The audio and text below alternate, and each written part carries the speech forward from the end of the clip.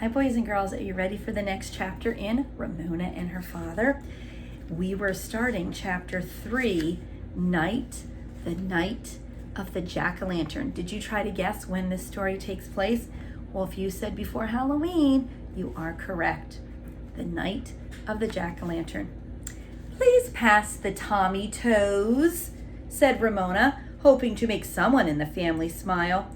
She felt good when her father smiled as he passed her the bowl of stewed tomatoes. He smiled less and less as the days went by, and he had not found work. Too often he was just plain cross. Remember, he was let go from his job when the big company bought his little company? Now he's trying to find a job. Ramona had learned not to rush home from school and asked, "Did you find a job today, Daddy?" Mrs. Quimby always seemed to look anxious these days, either over the cost of groceries or money the family owed.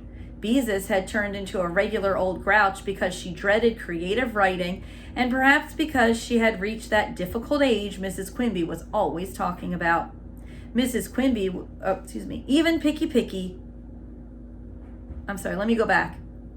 Perhaps because she had reached that difficult age Mrs. Quimby was always talking about, although Ramona found this hard to believe. Even Picky was not himself. Remember, that's their cat. He lashed his tail and stalked angrily away from his dish when Beezus served him puss pudding, the cheapest brand of cat food Mrs. Quimby could find in the market. All this worried Ramona. She wanted her father to smile and joke, her mother to look happy, her sister to be cheerful, and Picky to eat his food, wash his whiskers, and purr the way he used to. There she's thinking about how angry her whole family is. And so Mr. Quimby was saying, at the end of the interview for the job, the man said he would let me know if anything turned up. Mrs. Quimby sighed. Let's hope you hear from him. Oh, by the way, the car has been making a funny noise, a sort of tappity sound. It's Murphy's Law, said Mr. Quimby. Anything that can go wrong will. Ramona knew her father was not joking this time. Last week, when the washing machine refused to work, the Quimbys had been horrified by the size of the repair bill. I like Tommy toes, said Ramona, hoping her little joke would work a second time. This was not exactly true, but she was willing to sacrifice truth for a smile. Since no one paid any attention, Ramona spoke louder as she lifted the bowl of stewed tomatoes. Does anybody want any Tommy toes? She asked. The bowl tipped. Mrs. Quimby silently reached over and wiped spilled juice from the table with her napkin. Crestfallen, Ramona set the bowl down. No one had smiled. Ramona, said Mr. Quimby, my grandmother used to have a saying, first time is funny, second time is silly, third time is a spanking. Ramona looked down at her placemat. Nothing seemed to go right lately. Picky must have felt the same way. He sat down beside Beezus and meowed his crossest meow. Mr. Quimby lit a cigarette and asked his older daughter, haven't you fed that cat yet? Beezus rose to clear the table. It wouldn't do any good. He hasn't eaten his breakfast. He won't eat that cheap puss pudding. Too bad about him. Mr. Quimby blew a cloud of smoke toward the ceiling. He goes next door and mews as if we never give him anything to eat, said Beezus. It's embarrassing. He'll just have to learn to eat what we can afford, said Mr. Quimby, or we will get rid of him. This statement shocked Ramona. Picky had been a member of the family since before she was born. Well, I don't blame him, said Beezus, picking up the cat and pressing her cheek against his fur. Puss pudding stinks. Mr. Quimby ground out a cigarette. Guess what? Said Mrs. Quimby, as if to change the subject. Howie's grandmother drove out to visit her sister, who lives on a farm, and her sister sent in a lot of pumpkins for jack-lanterns for the neighborhood children. Mrs. Kemp gave us a big one, and it's down in the basement now waiting to be carved. Me, cried Ramona. Let me get it. Let's give it a real scary face, said Beezus, no longer difficult.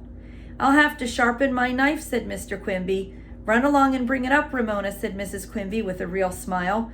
Relief flooded through Ramona. Her family had returned to normal. She snapped on the basement light, thumped down the stairs, and there in the shadow of the furnace pipes, which reached out like ghostly arms, was a big round pumpkin. Ramona grasped its scratchy stem, found the pumpkin too big to lift that way, bent over and hugged it in both arms and raised it from the cement floor. The pumpkin was heavier than she had expected, and she must not let it drop and smash all over the concrete floor. Need some help, Ramona? Mrs. Quimby called down the stairs. I can do it. Ramona felt for each step with her feet and emerged victorious into the kitchen.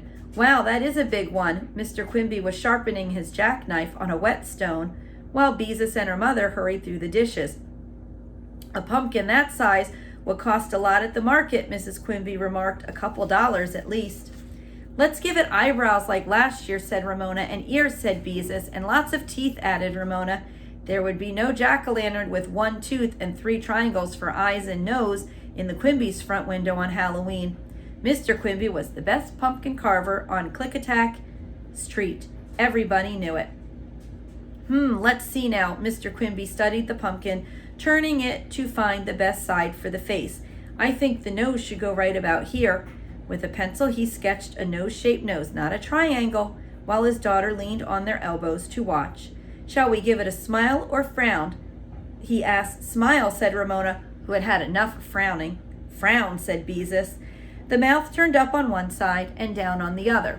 Eyes were sketched and eyebrows very expressive, said Mr. Quimby, something between a leer and a sneer.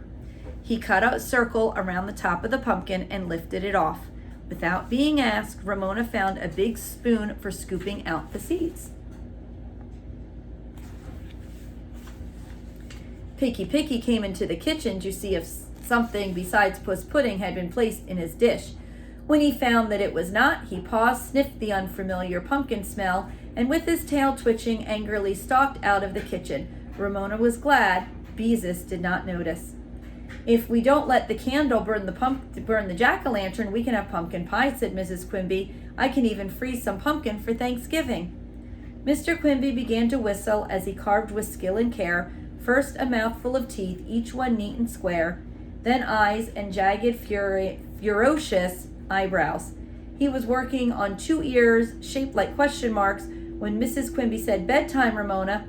I'm going to stay up until Daddy finishes, Ramona informed her family. No ifs, ands, or buts. Run along and take your bath, said Mrs. Quimby, and you can watch a while longer. Because her family was happy once more, Ramona did not protest. She returned quickly, however, still damp under her pajamas, to see what her father had thought of next. Hair, that's what he had thought of. Something he could carve because the pumpkin was so big. He cut a few C-shaped curls around the hole in the top of the pumpkin before he reached inside and hollowed out the candle holder in the bottom. There, he said, and rinsed his jackknife under the kitchen faucet, a work of art. Mrs. Quimby found a candle stub, inserted it in the pumpkin, lit it, and let the lid in place.